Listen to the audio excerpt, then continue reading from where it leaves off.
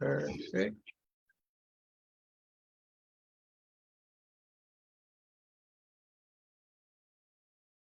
Excellent. And we are live. I want to thank everyone for tuning into a very special edition of Off the Record on the People's Podcast tonight. We have a magnificent guest, one who's going to give us some amazing information as well as inspiration, and that is none other than Imam Yahya Muhammad. Assalamu alaikum, sir. Wa alaikum salam, rahmatullah. Beautiful. All right, and thank everyone for watching. And on behalf of myself, my family, and the viewing audience of the People's Podcast, we want to thank you for taking time out of your busy schedule to come have a conversation with us. Thank you. All right, yes, sir. The first question that we have for you tonight, sir, is how did you become an imam? Well, I was basically, Islam is all I knew. I was a member of the Masjid Muhammad here in Washington, D.C. And I came acquainted with the teachers of the Most Honorable Muhammad in 1989. I received my ex in 1991, and I was incarcerated. And I came home in 2000. Decided doing the Million Family March. Okay. Never came back. Just started working, creating business because I realized the mosque was really busy. When it kept me busy, I just came home. I didn't want to get trapped in the riffraff, and so at that time I just stayed active at Masjid Muhammad because it's not a lot of requirement, more so with the nation than with the nation. Yeah, so I found myself, even though I was a part of Masjid Muhammad, but our belief system was always the teaching of the Most Honorable Muhammad. Having that mindset of the Pride of 75, but also understanding Master Father Muhammad and the Most Honorable Muhammad Farrakhan. So, like I said, I was inactive for maybe 12 years, and then I came back in 2012. And yes, sir. Okay, great. And thank you, people are showing love all across the country. Thank you, my sister Miriam says, Assalamu alaikum, wa alaikum salam, ma'am. Okay, my question for you, sir, is speaking of the masjid and the mosque, what can we do to better unify the community? What can we better do to unify it? Well, the best way to unify the Ummah is that, the thing is, Willie Lynch spoke about, he said, to come after them in their mother tongue. The mother tongue is Arabic. And once we understand, we incorporate that, then the supreme lessons and wisdom lesson will open up to us, and it will unite us. Because that's the only difference that we have, because we're one community. So that was one of my jobs as being a thief in the night, so to say, trying to bridge the gap that Allah subhanahu wa ta'ala, put in my heart to do. So, I knew that the way to do it is to look, talk, and understand the language, in which I tried to accomplish, which, alhamdulillah, I did. You're trying to put the pieces together now. It's just a matter of a process of us learning the Arabic, because it's our original language. We wouldn't be saying Assalamu alaikum when we use the word Allah. It's just that we got to further, instead of saying all praise due to Allah, say alhamdulillah. That's why you hear the minister incorporating different languages of Arabic into us, but it's a process. And once we do that, we'll unite, because the Holy Quran speaks about the journey of the two rivers that will one day come back. So it speaks about the true believers and the believers. That don't mean that they're not believers, true believers, that they just don't understand the reality that God is real. So that's what makes us believers, what makes us true believers, that we believe in the seen and the unseen. Yes, sir. Okay, excellent. Praise to a lot of people showing you love all across the country. Yes, so basically you're saying that there can be unity if we learn Arabic. Yes, it would help, because they only can trick you in language. It's good to understand Study Guide 19, but they might ask you to prove it. So how can you prove it? So this is why the Arabic science that Imam Sultan Rahman is coming with is helpful. So when they have a dispute, because the Arabic is precise. If you use the word huwa means he, they can't dispute that. When they say that Allah can't be He, Allah is He. So there's no way that you can dispute that. But if I'm telling you to prove it, if you don't understand the Arabic, then you can be like, you don't have no ground to stand on. So the Arabic, and that's why Willie Lynch said, take them from the mother tongue, the mother tongue Arabic. So that will unite us. So it won't be a situation that we'll be divided based on that. And also Salat, because I noticed that a lot of the brothers, when we come to the masjid, everybody want to hold post because that's a sign. When they see that, it's good to have a emir or someone, which means a security to hold posts, but not everyone holding posts, and that's a red flag that they don't know how to offer salat, and that puts a red flag, and that put a division. And the first thing they say, "Oh, the brothers in the Nation of Islam don't know how to hold salat." I remember one time when I was active, which I'm back active now. I was leading salat. And there was some sisters there. They was laughing. They said, "You gonna let a brother from the Nation of Islam lead prayer?" But they were shocked because they was taught that we don't know how to offer salat. So alhamdulillah, I proved them wrong, and I thank Allah for the opportunity. Yes, sir. Okay, wonderful. Yes, sir. So salat, Arabic. Is there anything that the other community has to do to unite with us, or is it only about us doing something to unite with the other community? Is that, believe it or not, the other community they are our Islam. They're thriving for us because, excuse my expression, what they're getting is so bored. I gave a khutbah this time last year, and this probably was my worst khutbah. I was trying to keep the undertone. I was speaking about the Mahdi, but not saying who he is. Yes, sir.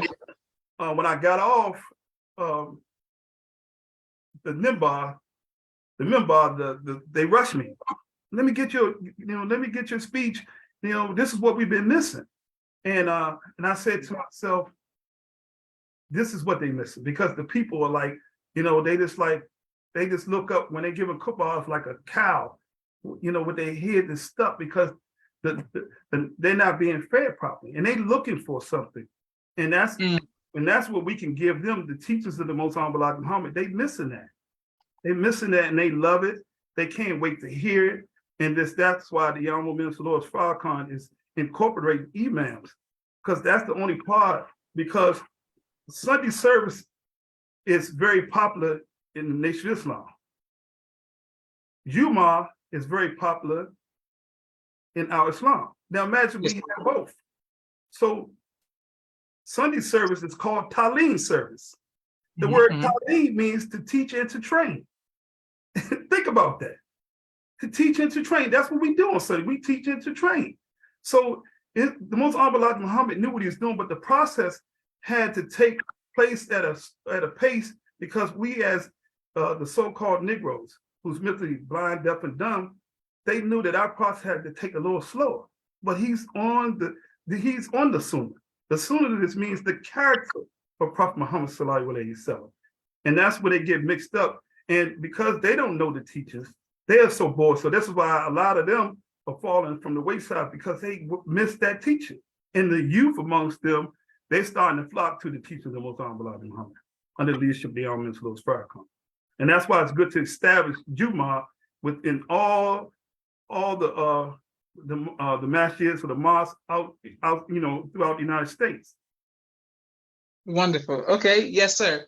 And Brother Imam, is there a way for people to reach out to you if they want? Do you teach Arabic? Is that something you offer? Yes, sir. You had a brother over on there that was a good friend of mine named Edward X Ford. He's a good friend of mine. I started off, they used to laugh at me because I was learning Arabic. He ended up teaching me, and then I actually went to school in the Gambia at Bilal Phillips School, and I finished off. Man, I know an easy method. I'm actually going to be the imam at Mosque number 4. That's why this week I was with Imam Sultan and Abdul Salam. We had a good week this week celebrating the 85th anniversary of Masjid Muhammad. So that was a good thing. So we discussed some things. So Minister Kadir, which is Mid-Atlantic Region Minister, he appointed me to be the imam. So we getting everything together, bro. We're doing the work. Beautiful. Yes, sir. And what is okay? Hold on 1 second, sir. Something's going on. 1 second. I gotta get this. 1 second. And I see something. I plug something in. There it is. Got it. Okay, brother, ma'am. Boom. Right back at you. Just had to plug that in real quick. Okay, excellent. That's it. All right, sir. My next question is, what is the criteria for being an imam? Like now that the nation, like that's where we're going. What can other people do who want to become imams? What's the criteria? Right now, I'm just considered a khatib because, and that means it's one who gives the sermon. And two, the Al Minister Farrakhan or Imam Sultan Rahman Muhammad announced you as being one. So I'm just covering as imam, even though I'm officially imam because I've been learning the Arabic, and like I said, I've been head of different masjid. Yes, sir. The masjid that's in the Gambia, I'm the assistant minister under the mosque that the Al Minister Farrakhan built in the Gambia in honor of Alex Haley. I don't know if you heard about that, but I'm the assistant there. So, they had that title, but, because the process is different here, you can't make that announcement and say, I'm the imam there, but I already had that title based on my qualification. Yes, sir. Okay, so that's what I mean. Okay, so for those who don't know, what is the qualifications of an imam?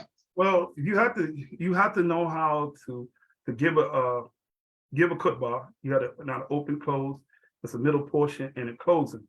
And you have to be qualified based on knowing the Arabic and knowing what you're saying. You can't just get up there. And it's by knowing how to do both, it's this when you're giving a khutbah, it's very spiritual. And this is why the Al Minister Farrakhan knew that Abdul Salam was qualified because it's very spiritual. And it's another aspect too, because it's not, you want to end all radical speaking when you're speaking, giving the khutbah. You should be giving, it should be more so, more tafsir, more so you should be dealing with a low value, but raising the voice, but at the same time, it's very spiritual because you're teaching totally Quran, nothing else. You're not going from the Bible. You definitely got to speak on the Al Minister Farrakhan and the Most Honorable Muhammad, the Mahdi, and the Messiah, but coming from that perspective, and that's this perspective I always kept in mind when I'm giving a khutbah, because you got to give honor to them, so that's the qualification of being an imam, just knowing what to say, how to say it, and who to say it to. Yes, sir. Excellent, excellent. And thank you all who continue to watch. My sister Naima says, all praises to Allah. Absolutely excellent. And people are showing love all across the country. Once we put it on YouTube, please let us know what city you all are watching from. And Sister Christine says, ASA family, walaikum salam, ma'am. Excellent. Is there, what advice would you give to someone who is new in understanding the Quran? Like, what advice would you give to them and making it plain to someone who doesn't speak Arabic? Well, the Most Honorable Muhammad has a pamphlet. It's a little pamphlet. It only costs $1. It's a prayer book, and you should always start in English because you got to know what you say. Yes, sir. And that's the start, learning into English, because you can ask some of the imams who just learn Arabic, they would not know how to translate it in English. That's something, but that's the thing that you can say, what did you just say? Because it becomes like a parakeet. But to learn everything that you learn in Arabic, learn in English first. So that's what I did. I went through that process, learning the Muslim prayer book, then going a step further and further, learning the Fatiha. The word Fatiha is the opening, miftah, means the key, because it opens up the rest of them, because you can't offer salat without saying the Fatiha. Excellent. Okay, great. And now Brother Edward has been on twice, and he does a great job of making it plain and seeing the value of why we should learn Arabic, and him reading, the Holy Quran, and he does a great job with that. And is there a way for people to contact you on social media, or like how do you want people to learn, who want to learn Arabic, to contact you? Well, Abdul Qadir appointed me the imam, and I'm gonna be giving classes on, I think it's going to be on Friday nights, inshallah, and also we getting the mosque ready, ready for Juma, inshallah. So we working on that, and you can give out my number. I'm gonna leave you with my number. We can contact, because they're gonna set up a Zoom But I'm under the leadership under Honorable Minister Louis Farrakhan. Whatever way they want me to move, I'm moving exactly, crack back and exact. Whatever way they tell me to move, I'm gonna move. I'm not going to move outside my own accord because I'm here to, help the man of God, the Messiah. And, let me say this right here. I just come back from Africa. Okay. And the position that the so-called, I'm not going to say, but the Muslims here, they don't take that position in Africa. Allah blessed me because I used the Honorable Minister Louis Farrakhan name. I have met the president of the Gambia. They escort me like I was the minister, brother, when I got there. They opened doors. We've seen pictures of the Honorable Minister Louis Farrakhan on 6,000 miles away. They're saying black light. It's not black light. Him and the Honorable Elijah Muhammad. And when they say that to me, they don't have an argument with me because I shut them down, with the teaching the Most Honorable Elijah Muhammad and knowing the Arabic. But I always say, well, can you take your email? Can you take your leader anywhere and they wouldn't even know who he is? And I hate to say, Wafdi Muhammad, may Allah be pleased with him, they wouldn't even know him. But if you mention the Most Honorable Elijah Muhammad, you mentioned the Honorable Minister Louis Farrakhan, oh man, Malcolm, anybody that's in the nation, brother, and I've been, Allah blessed me to travel, so I put what we have to the test. This self-hate here in America hinder us to seeing and really recognizing who the Honorable Minister Louis Farrakhan is, because they never stepped out of this world. And if they mention his name, you wouldn't understand. You couldn't understand how they treat you. They treated me like a king, and I thank the Minister Louis Farrakhan for they called him the Mujazzin. The Mujazzin is the reformer. Yes, sir. Everybody is looking for the reformer. They know that Islam needs to be redeemed. They know who the Mahdi is. They know he's a man, but they just don't know who the man is. So they looking for this. That's all they talk about in the Muslim world, the Mahdi. They know who the Mujazzin is. They just waiting for the 10,000 to come to take their place, right, and take over the Kaaba. The 10,000 is here. So they understand this process. It's a hadith about Abu Hurairah. He said Islam will start as a stranger and it will come back as a stranger. Woe to the strangers. The nation Islam is that strange teaching that the hadith is talking about. God was never a mystery. They made him a mystery because of white supremacy. If you don't understand white supremacy, nothing doesn't make sense to you. So this is what the people are starting to come into the reality that God is real. So when they use the word gaib means that God is, it's not even meaning that he's unseen, he's absent. It's just like my hand, right? If I took it away, it's absent, but that don't mean it wasn't present. Real, it's here. So two things can occupy the same thing at the same time. So Allah kind of want to either let Shaitan rule, right, for a reason and a season until the coming of the Mahdi. Beautiful, CC. Yes, sir. Okay, great. Yes, sir. People showing you love all across the country. We can't wait to put this on YouTube. My next question is, have you had an opportunity to, not only through your travels, but in America, that you like, is there a certain khutbah, a certain speech that you like to give to the believing family? Now? Yes, sir. Yes, sir.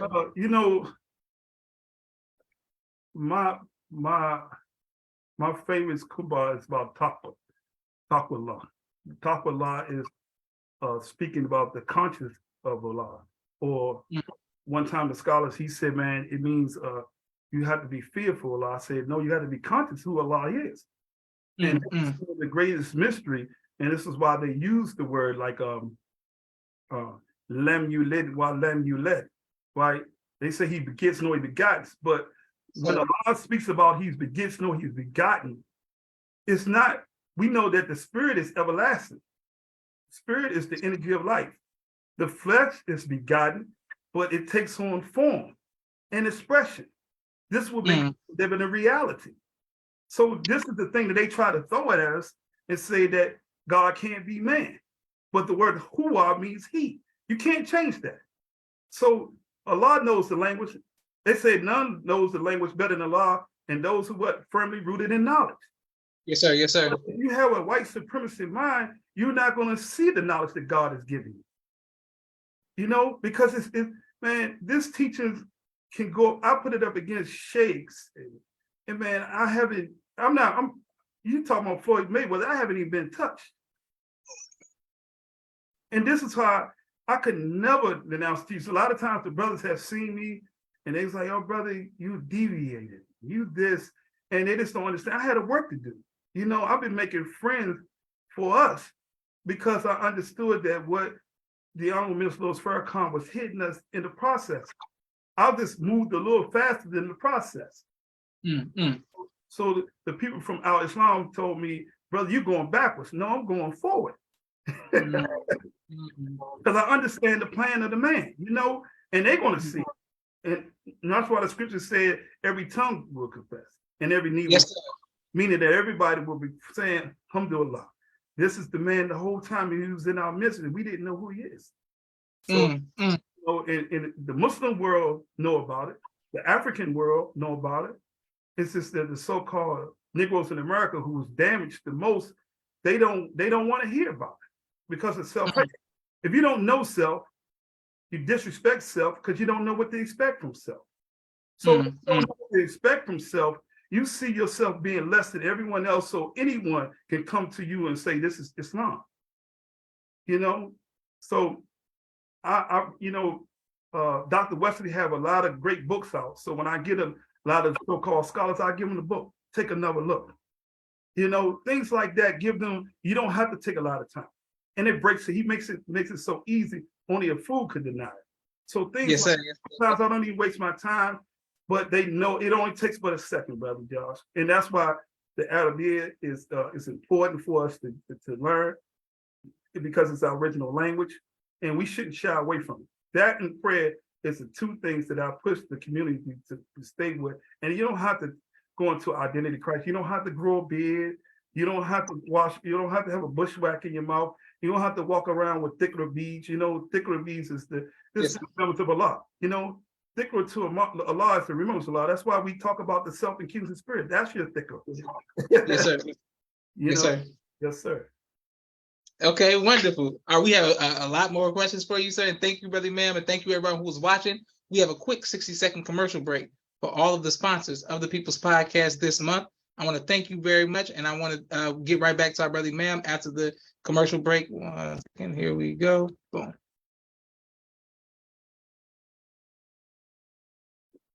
Brother Rashad Street Premiere. He has a 4K camera and a drone.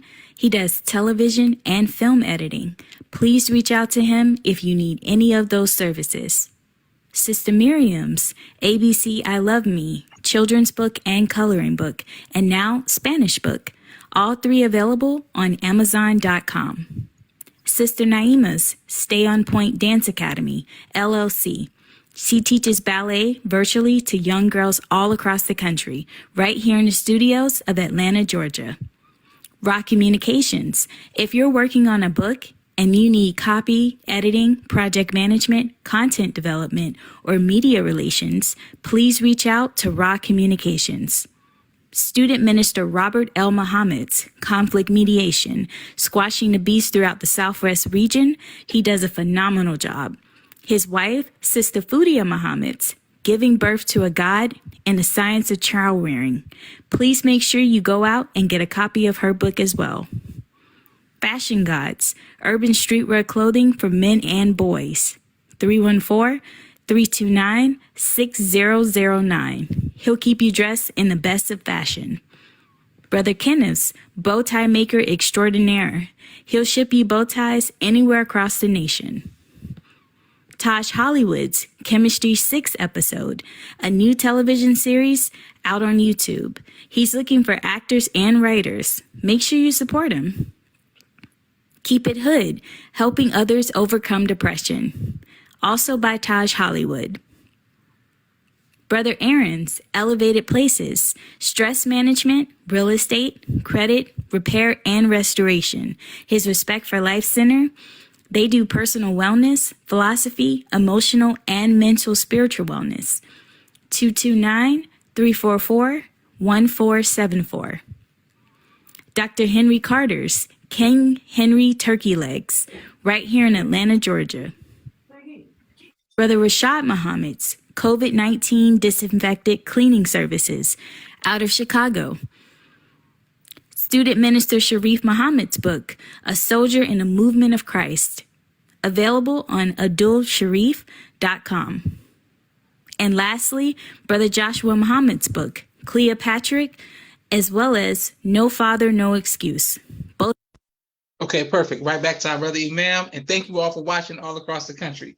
Okay, earlier, sir, you spoke about being in jail. What advice would you give to young people coming up who think that going to jail is like a rite of passage, something they have to go through in order to prove themselves? What advice would you give based off of what you've seen to discourage, the next generation of, going behind bars? Well, one time people thought that was a badge of honor going to prison. Prison is now been set up, for the black men in particular and women to be a guinea pig, to be a research. They want to take us in now and house us, and they experimented with us different injections. You can't refuse it. And this is why a lot of the men that comes out of the prison to be HIV positive, or they suffer from I have a lot of friends that can't even have children because they're being experimented and they don't know they're being tested like a research monkey, and not just that, you lose so much time in prison when it don't take but a second to think, they say, we say thicker to Allah, the remembrance of Allah is the greatest force. It's just that we reacting at that moment because of, this social engineering that we're given, subliminal messages, subliminal justice. And this enemy is working hard, and they building prisons and sending our youth in there so fast. And once they get in there, they surrounded with all these gangs. It's gang infested. The only safe haven is the Nation of Islam. And I'm not talking about any other group. I've even actually been the Grand Sheik of Moor Science Tip of America. So I've been in every thought. So I don't have a reason to be biased. But everyone else is basically participating in that same act, and homosexuality is running so rapidly in there. And my advice to the youth is to work hard. If you can conceive it, if you can visualize anything, you can bring it to reality. You don't have to go into guns or some drugs. You don't have to be a rapper to be successful. Just to be out here, to be alive. When you're in there to only making $1 a day or $1.10 a day, and you think back to yourself, everything that you work hard for is going down the drain. You're gonna have to pay for a lawyer. You're gonna have to, if you got children, you're gonna have to worry about who's with your baby mother, or who's with your wife, or who's raising your children. And all these things, when you look back, you say it's not working. You say to yourself, why did I do this? I could reform myself now. And this is why the teachings of the Most Honorable Elijah Muhammad is relevant, because this is the only safe haven for our people. It's the only thing that makes sense. Everything else is just about language and a little bit of history. But the teachings of the Most Honorable Elijah Muhammad is the totality. It covers everything. And that's being in there in my travels, trying to keep myself busy and searching. I realized that there's nowhere else to go. It's the only thing that keep the black man and woman on the straight and narrow, on the Sirat al-Mustaqim, the straight path, because the path is straight. It's not to the right. It's not to the left. It's straight. And it's the only thing to give the black man, the woman in America, a total discipline. Everything else doesn't work, brother. Now, I'm not trying to be biased. I have no reason. Like I said, I've been in all schools of thought. I was raised in Islam. I don't know anything about Christianity without the teaching of the Most Honorable Elijah Muhammad. I wouldn't know. It's the only thing, man, and it's the only thing that works. And even we have to. It was said to a sister one time to me. She said we got to start creating a place so that our youth can go in the Nation of Islam, so they don't have to go to other skating rings and movie theaters. That we have our society within our society, and that's the thing that I commend the Muslim community. You can drop them off, and it's a gated community. They got playgrounds, they got basketball court, they got a movie theater. They got a community, and they amongst their own. And that's the thing that, inshallah, that we'll be working towards. That I can see that we'll start having a place that we can have of our own. Because now we're producing a lot of rappers, and we starting to compromise. I hear the music of the brothers in the Nation of Islam, and sometimes say, man, you sound like the so-called Negro. Because we trying to, you want to see God in you. They don't want to hear that. They heard that. So I hear the brothers now, they sound like 5%ers. We got to get away from that rhetoric. We got to get away from that talking and start talking that God talk. The language and the slang and the cursing. We don't have to come to our youth like that. We have our youth looking for God in you, and they looking at you. Allah blessed me to bring a lot of people, even when I wasn't active, to the nation. I was single. And I did that because I know they was watching me. I couldn't even, blow my nose wrong, but I was mindful, and that's what they're looking for. Because they used to dealing with people, they say, this phony Negro, they waiting for you to mess up. So when you start cursing like them and rapping and singing and acting a fool, they say, oh man, I can get that from the street. So not having a balance, the struggle for balance, to know how to be both, but not to be to the point that you want to be compromise your religion. That's the advice I give the brothers to bring the brothers. I would have to, to bring the people to Islam. They would think they would have to get say the Shahada. And I would give it to them. I would say, but you're a Muslim by nature. You declaring this, but I'm going to send you to the mosque. And they'll look like me. They have their jolly beard and crown on. Before you know it, they be clean. And I give them the culture part of it. Because the original man, when you go to Africa, they don't have hair on their face, brother. They don't even grow. So the original Muslims, they didn't have hair on their face. This is why we have clean shave. Because when you go to Africa, it's very seldom the more that you're touched by the European, most likely you will have hair on your face. But when you start dealing with the tribe of Shabazz in Africa, because they know the tribes, they know that all tribes start from the tribe of Shabazz, especially West Africa. Their face don't even grow hair. So the original man, the beard was doing for the time of Prophet Muhammad sallallahu alaihi wasallam. It was the Romans was homosexual, so they wanted them to wear the beard to make them look masculine, and they shaved mustache so they wouldn't look like the Jews. So this is the Sunnah. No, it was an identity so they wouldn't look like the Romans. Do that make sense? And the Romans, the high water pants was because the people would to show off their wealth by letting their pants drag. It's just like when a woman get married, she has a long train. That shows wealth. So Prophet told them to put the pants above the ankles. So the enemy is making mockery of both the beard and the pants. Everybody look like Pee Wee Herman, even and the homosexuals where it has beards now, because they understand that Islam in its prestige purity, right, changes their so-called the reality of Satan. Satan's world is up, so he's putting this to the pedal. He know that his time is up, so he's come with all his bag of tricks like Willie Lynch. It's just that they cannot penetrate the teachings of the Most Honorable Allah, and they're waiting for the Honorable Minister Farrakhan to leave us, because they think that that's their opportunity, and that's why we got to come together like a solid brick wall, because they waited. And Allah is not going to see it fit for us to be harmed in 2 weeks now coming, because it would break his heart to see the work that he has put out, to see our people be destroyed, because Satan is going to take a lot of us, both physically and mentally. So we got to prepare. We got to continue to train, physically and mentally, So that's the thing that I'm keeping in mind. I'm a little bit out of shape because I was in the hospital.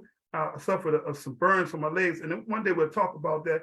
So I'm trying to get back to my original size and get back into boxing and things like that myself. because, man, they coming, man. And we have to be prepared. We got to put on the whole armor of God. Allahu Akbar. Yes, sir. Beautiful. Okay, yes, sir. You teaching, brother, man, but people are showing you love all across the country. Yes, so I wanted to just let's deal right there. Most Muhammad Bar kind of departure and the correlation to Prophet Muhammad, peace be upon him leaving, and the aftermath of what took place with him, and with the four different caliphs and the tribes. What can we learn from that to prevent that dealing with the current history or the current present day time? What can we learn from that? See, during the time of Prophet Muhammad sallallahu you had the four companions of the Prophet, and each one of them, people come off of different sets. So most people thought that Ali supposed to have been the successor, which the Prophet Muhammad sallallahu he was going to write it down, but they told him he was delusional. Don't listen to him, because Ali was going to be the successor. So this is what we got with the Shiites. The Shiites think that they follow the path of Ali. They were successful. And that's why if you ever go to a Shiite masjid, they only make, instead of five prayers, they only make 3. So every one of them have deviated. This is why Allah subhanahu wa ta'ala spoke about that it would be one ummah of Islam. The ummah means the nation of Islam. And one will be mine, right? Throughout the Muslim world, they waiting for us to take our rightful place in the affairs of men, and they waiting for that day, right? This is why they put the restriction on the Kaaba. Now, to enter Mecca, you can't be over 65, and you got to take the vaccination. Because they know that our day is coming. Our day in the sun is coming. Once we come in, right, flanking our sisters in, that's the sign. The sign is already there. It's one more sign that they're looking for. They know that the Imam Yahya is the Mujazin, right? They know who Master Prophet Muhammad is, because when this is how smart some of the religious communities are. The Jehovah's Witness, they asked, I have a friend who was very fluent in Arabic. He asked him one day, he said, what's your God name? He said Allah. He said, that's not his name. That's the title. Right? So he asked me, he said, what's your God's name? I said, what's your God? He said, Jehovah, the ever existing God. I said, so if he ever existed and the physical go away, I'm going to tell you what the present God name is. He said, what? I said, Master Farad Muhammad. He said, oh my goodness. Because he understood the process. This is why when we join the Nation of Islam, we go through a process. Go ahead and teach. Right? Because the spirit has to take on flesh to be a living reality. So they understood this. So the brother, the so-called Sunni Muslim brother, right? He was dismissed because he didn't understand that Allah is man. But this Jehovah's Witness, he understood that Allah is man. That's why he said, my God is named Jehovah. Understand? See, Allah is a title. President is a title. Yes, sir. Where the president has a name, Barack Obama, Bush. So he holds the seat. And that's the same thing with Allah. He's a title, but he has to have a name. That makes sense? Yes, sir. So they understand that, but they have to understand that scriptures. I always tell people, find yourself in scripture and fulfill it. We're fulfilling scripture, and this is what the enemy is doing. So when you see the enemy, he understands he's following the script. Some of us fall off the script and try to follow our own script. That's why I'm following the script of the man who knows the script. So yeah, it's just that what we're gonna have to do, we have to prepare. We have to know what the Imam Farrakhan put in place. He put the council in place. Because I understand scripture, sometimes I look for the one that will portray Jesus, And I'm trying to do that. I'm not looking around, but I understand scripture, and I understood the process of one being removed, So when you understand scripture, you are a little ahead of the class. It's like doing the homework before you get to the class, Like yourself, Josh, you're doing a great job, and by talking to other people, you seem like you're developing and I listened to your podcast for years, and you take it in. Yeah, and I respect what you're doing, brother. And this is, I talked to Dr. Alim about. He's a good friend of mine, And Oh, good. Yes, sir. and he was just saying, man, he remember you young and he's seen you grow, and Yes, sir. Yes, sir. he has a great man admiration and respect for what you're doing, man. Man, I appreciate it. And you got, like you said, he told me you're gonna have some tough questions, and I enjoyed it. No, okay, no, because I want to learn, and I want to learn for those who aren't brave enough to ask the questions. Yeah, So yeah, we just have to be prepared, and we have to keep our eyes and ears open because the minister is the trailblazer, you know. And talking about the 3 years of him coming back, and I want to be the one who know how to follow instructions that be here when he do come back, because after that we'll be marching in, you know, and we'll proclaim our rightful place in the affairs of men. beautiful. Okay, yes, sir. And people are showing you love. Thank you all for showing our brother Imam love all across the country. So I wanted to ask you specifically, sir, have you ever been faced with fear? And if so, how have you overcome that fear? Well, my fear was more so once I suffered 3rd-degree burns on my legs, and this happened when I came back from Africa in June. I was actually doing a fundraiser because I had a restaurant here in Maryland. I sold my restaurant, so I'm on the side of the road where I first started off at, and I'm selling some food, and I'm talking to my cousin, and the wind blew and knocked the 400-degree oil on my leg. So the first thing that came to my mind was the study guides. You know, like, and I thought about the Honorable Minister Louis Farrakhan when he was going through the process of when he was going through his stage of cancer. And yes, sir. Yes, sir. I kept on saying, Josh, was thank you, Allah. And here my legs are on fire. You know, I'm burnt all the way down from my legs, just missing my jumpsuit area, you know. So it was burning. I was kept saying, thank you, Allah, because I know that fire is a form of purification. Yes, sir. And trials are purified. So I'm like, what did I do, Allah, to deserve? I just got finished doing this work in Jufrey, finishing up the mosque. They called the mosque the Farrakhan Mosque in something, and in the Alex Haley museum. So I'm thinking, like, what did I'm trying to flash my mind when I get to the hospital, they tell me I'm about to have a stroke because my blood pressure was up so high. And I'm thinking to myself, I had so much faith learning and listening to the man. I listened to everything the minister said. I listened to all the old Final Call buildings when your dad was on there. And, you know, that's when the minister was really teaching hard, you know. And I'm just listening to, thinking about all the things that he said, and that's what kept me alive. And they brought my blood pressure down, and I knew the power of mind, and that's the fear, the biggest fear that I had to overcome, losing my legs. And I didn't know how bad it was until the doctor, the nurse told me. She said, you know, I really feared what was going to happen to you.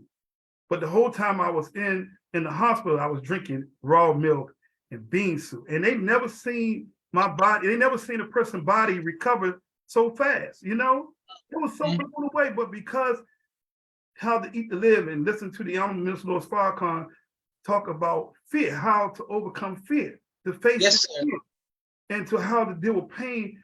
And I was just saying, Allahu Akbar, subhanallah. You know, I'm just thinking the whole time, just thanking Allah for the pain, and Allah removed it.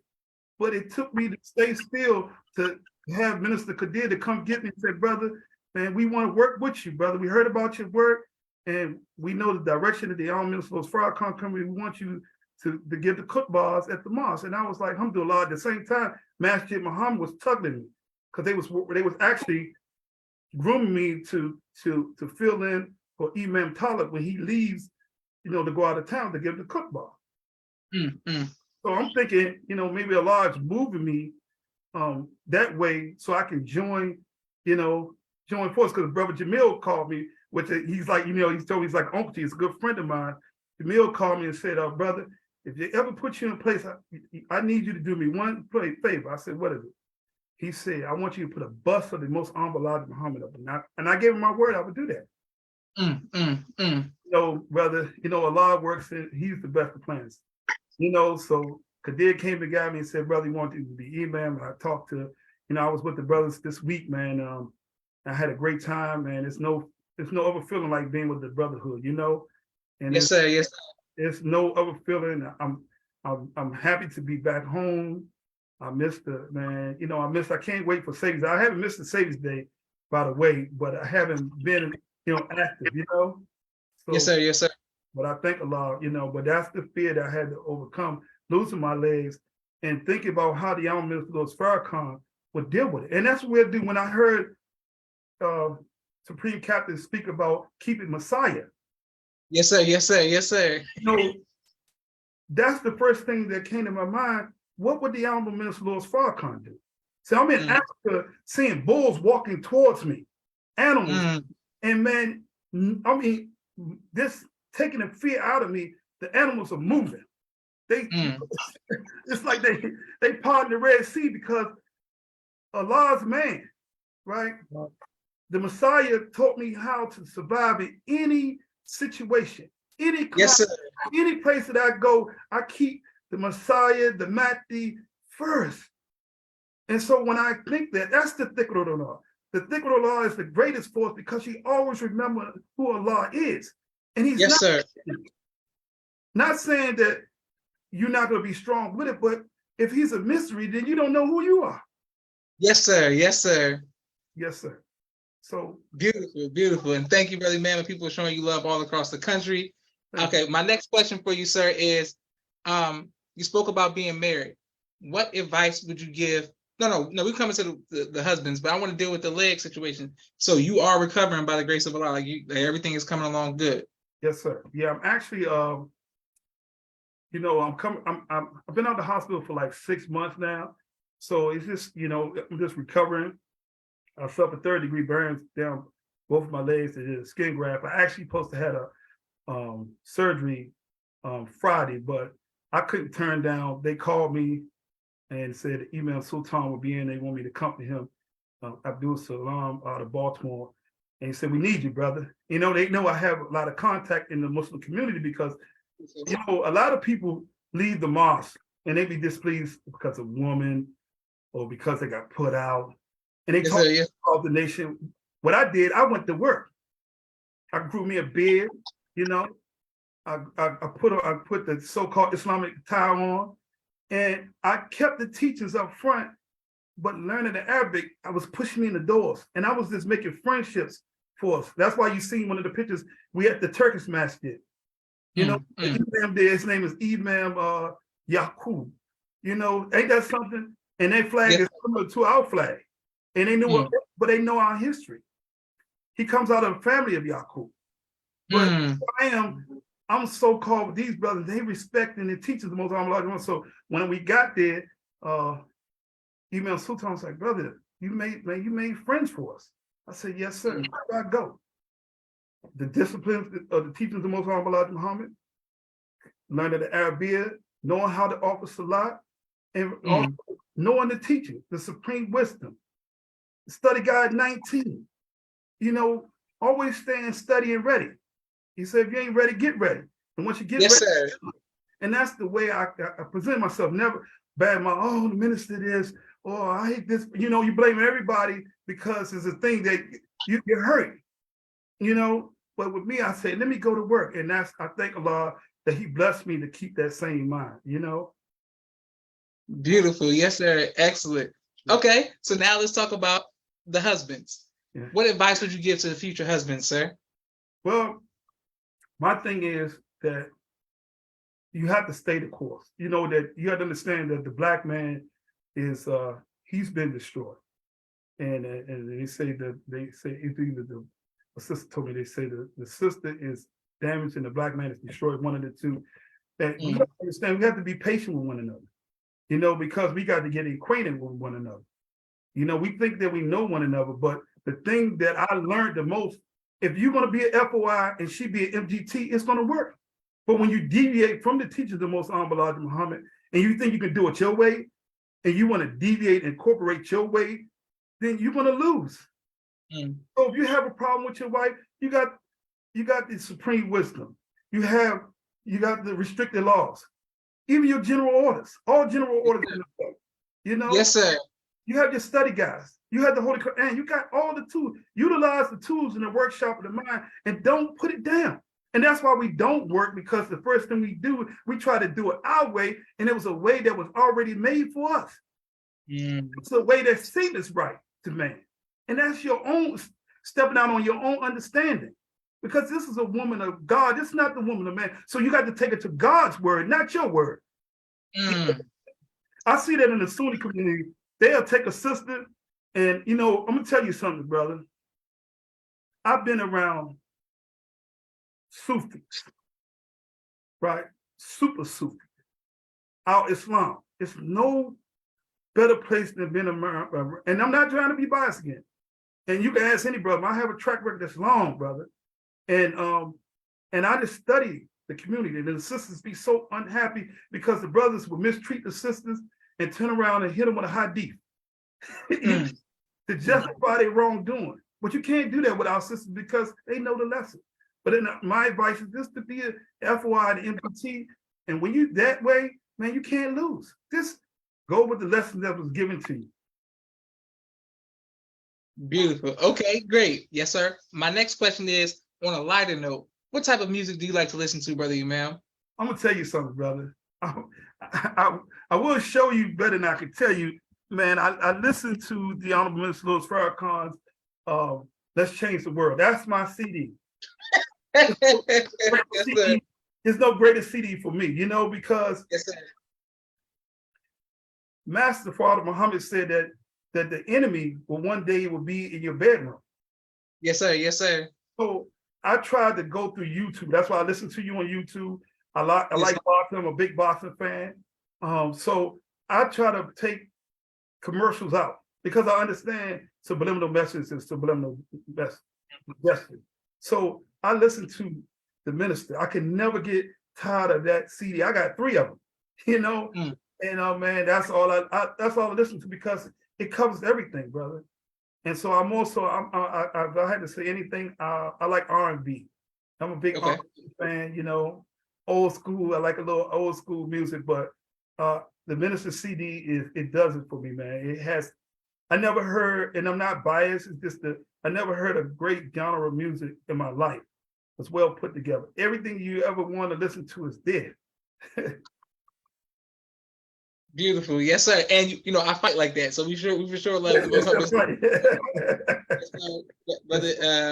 Brother Kente says, Assalamu alaikum, sir. He says he's definitely feeling this interview. Walaikum salam, sir. Thank you, Brother Kente, for always showing love, and thank you for showing love to Brother Imam Yahya Muhammad. Okay, boom. We have 2 more questions for you, sir.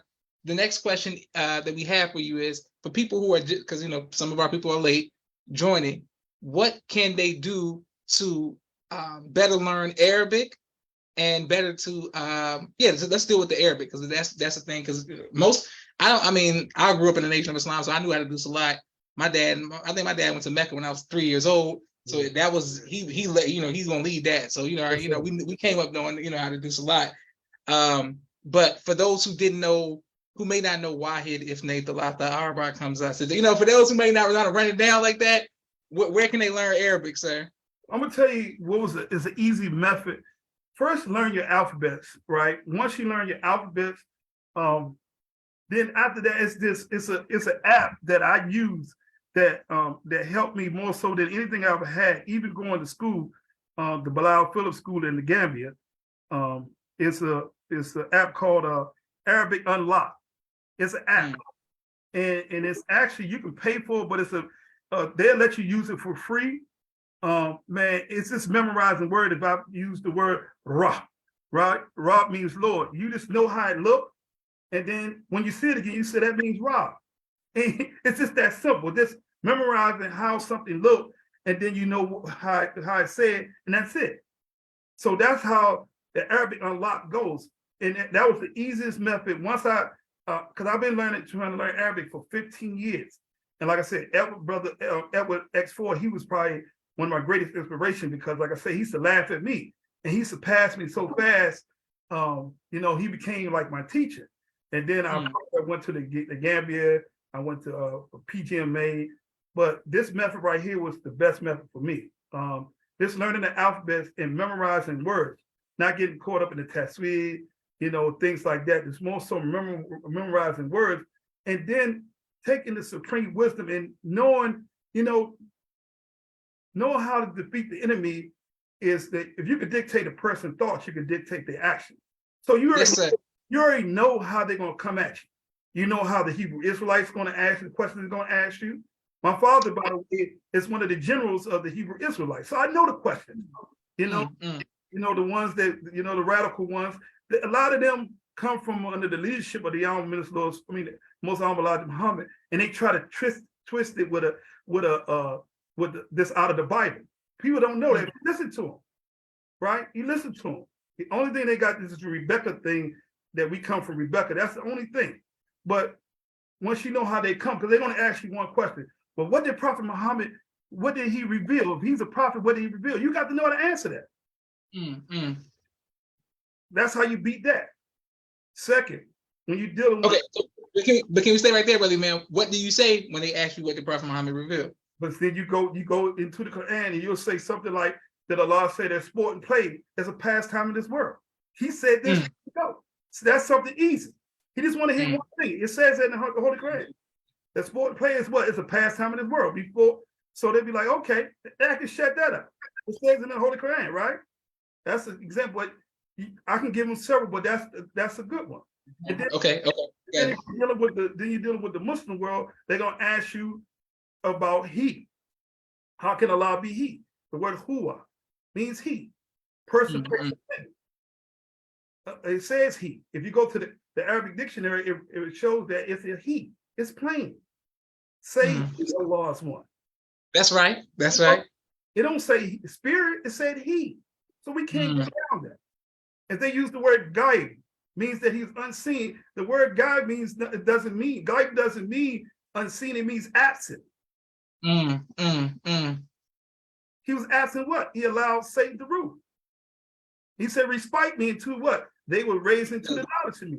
That's right. That's right. So he said, rest of my doom, meaning he gave him a time to rule.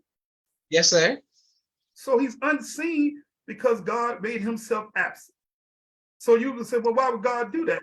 You tell me Allah can't do that and he's Akbar? See? But we have to know these things. So this is how we defend the lessons, And that's the thing, little things like that. And it shuts them down. It's nothing else for them to say. And using Study Guide 19 and learn the Arabic, that's it. Study Guide 19 is the key, along with learning the Arabic and the Supreme Wisdom is it. It unlocks the Supreme Wisdom. Beautiful, beautiful. And thank you everyone who continues to like, share, subscribe to the People's Podcast. Our last question for you, Brother Imam. And please give the greetings to the great Dr. Abdul Alim Muhammad, and let him know that I will always love him. And I thank Allah for him and his family much. Yes, sir. Okay. What would you like your legacy to be, sir? Well, Allah blessed me to understand my legacy. When I heard Captain Aaron once they say to me, he told me you've been chasing him, by the way. He said, the brother been chasing. He's a good friend of mine. We work out together. Yes. The reason he said, brother, every time I read about Yahya in the Holy Quran, I think about you. And I said, it's funny you said that because I know I'm him, because I understand my place in scripture. And they talked about John the Baptist washing the feet of Jesus, but biblically, when Jesus wiped the feet of him, meaning that he cleaned me up and put me on my feet. It's biblically not that he actually washed my feet, right? But he got me up and he made me move and cleaned my mind up, because you got to start from the bottom to the top. So yes, sir. Myself as being that Yahya, right, or Yahya in the Holy Quran. So I understand my script, right, in this movie of Allah. I understand my script, So I'm playing my role, and I'm gonna finish taking this teaching throughout the world, like the Louis Farrakhan say, take it to every nook and cranny. And yes, sir. Continue to make friends, because man, we're moving towards something that when they rewrite history, that we're gonna be a part of it. I want to be a part of it, along with my family, my wife, and my children, man, I want to be a part of that, you know. So I'm trying to place myself in history so I can never be written out of history. Excellent. And what a great legacy. All praises due to Allah. And people are showing you love. And Brother Nelson says, whoa, wow, this brother is teaching. And people just showing you love all across the country. I cannot wait to put this on YouTube. And please give the greetings to yourself and your family and the believing family as well, sir, in Washington, D.C. and throughout the DMV. Yes, sir. This has been an extreme honor, sir. I look forward to meeting you in person, inshallah, at Savior's Day. This is Joshua Leonard Muhammad signing off with the People's Podcast. Assalamu alaikum, sir. Yes, sir. Beautiful. Thank you all for watching. All praises to Allah.